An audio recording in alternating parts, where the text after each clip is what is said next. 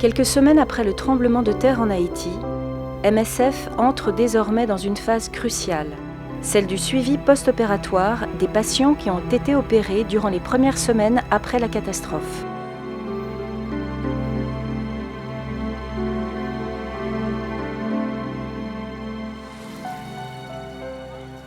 We are now about 3 weeks after the earthquake, and from a surgical point of view, we're definitely in a new phase. And in the initial, first you can say 72 hours, you can try to save lives, and you can do so by surgery, by stopping big bleedings, etc. And then after these 72 hours, you enter a second phase where you have to prevent infections, which means that you sometimes have to be brutal, but you have to cut out all the dead tissue, because this dead tissue can kill the patient. Maintenant, on arrive dans une phase où il y a un petit peu moins de chirurgie aiguë, de traumatismes majeurs liés au tremblement de terre. Donc on s'occupe plutôt des plaies infectées, des pansements à faire, éventuellement de compléter des amputations infectées ou ce genre de choses-là. Il commençait à y avoir aussi beaucoup d'accidents civils dans les décombres des maisons, puisque les gens savent qu'il y a un bloc opératoire qui est apparemment le seul qui fonctionne vraiment dans la région. While now other concerns start arising, such as mental health, when people start relaxing a little bit, they start thinking about their problems, and of course, if you lost your family, your house is down, maybe you don't have any money. Of course, there are a lot of these things that come up to the surface when you start relaxing and having managed through the first phase. Ça, c'est un jeu de construction.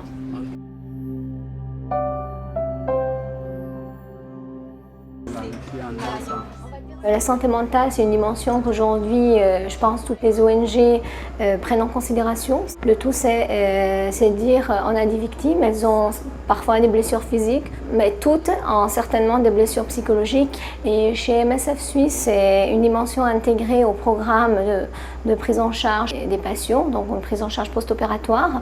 Il y a en fait 2 dimensions de notre intervention. Une dimension d'accueil pour les personnes qui sont en internat, être au chevet du malade en fait. Et il y a une approche plus individuelle pour préévaluer l'état général de la santé mentale de toutes les personnes qui viennent en consultation. En plus du volet de santé mentale, le projet Mickey regroupe des aspects importants du suivi post-opératoire des patients, à savoir le soin des plaies, les pansements, ainsi que le volet de rééducation et de physiothérapie. Il y a une fracture de malléolo interne à la tibia.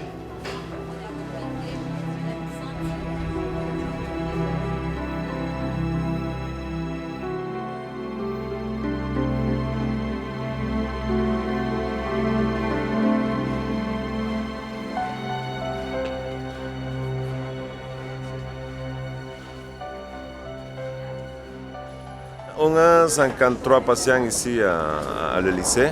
C'est un hôpital de post-care. Ce sont des gens opérés ailleurs, dans l'hôpital général. Mais il y a des personnes qui ont besoin d'une deuxième intervention, soit pour suivre son traitement chirurgical. Après, on a des personnes qui ont malheureusement eu une infection, soit dans son moignon de la jambe amputée. Il faut le nettoyer, il faut le redébrider. Il faut le faire peut-être réamputation parfois, donc c'est ça que nous on va faire aujourd'hui.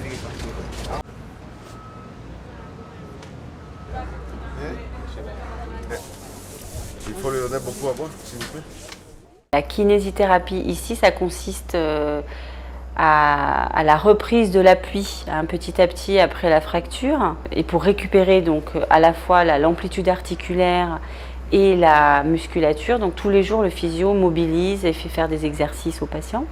Oui, justement parce que avec son fixateur externe, il a beaucoup moins de possibilités de bouger l'articulation, donc ça cause des inflammations des œdèmes. Donc ces mobilisations passives et actives qu'on lui fait lui permettent de garder une bonne mobilité au niveau de l'articulation. Bonne journée, au revoir. Tu vas encore,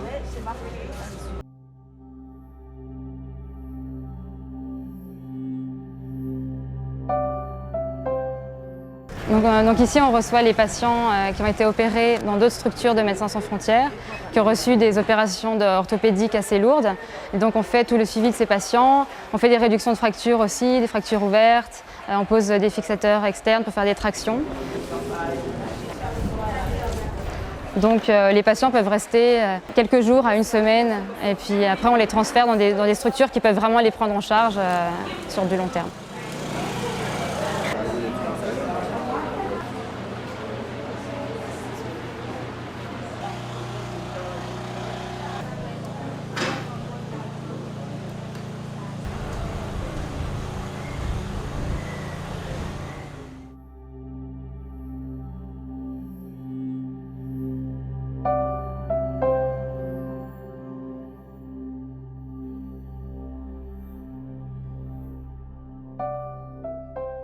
We are now in Jacmel. Jacmel is a town in the south of Haiti that has been very affected by the earthquake.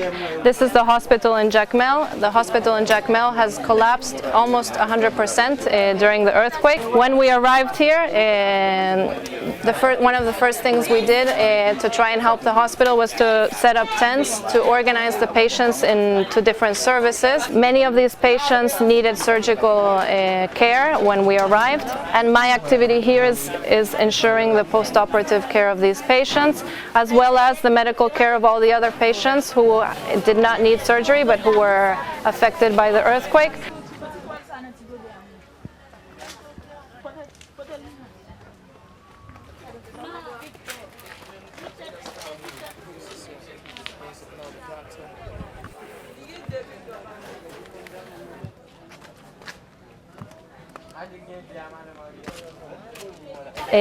Another challenge which we have faced is the fact that many of these people that were admitted here at the time that we started our intervention didn't really need to medically stay in the hospital, but most of them didn't have a home to go to because their homes had collapsed during the earthquake. So we found this also a challenge to be able to discharge patients, because most of them would say, okay, I can go, but where do I go to? I don't have a house. And the perspective that they have is going to the street to live in camps with tents and no water, no latrines, no food. So they'd rather stay in the hospital where they are safe, they feel comfortable. They're getting some food and they're getting care and attention. I used to say that if poor people were stupid, they would be dead, and I think that's especially true here. And people just rise, you know, they stand up from their dust and brush off the dust from the buildings that have fallen down, and you know, they get some bandages on their wounds, and then they start going and try to reinvent their life.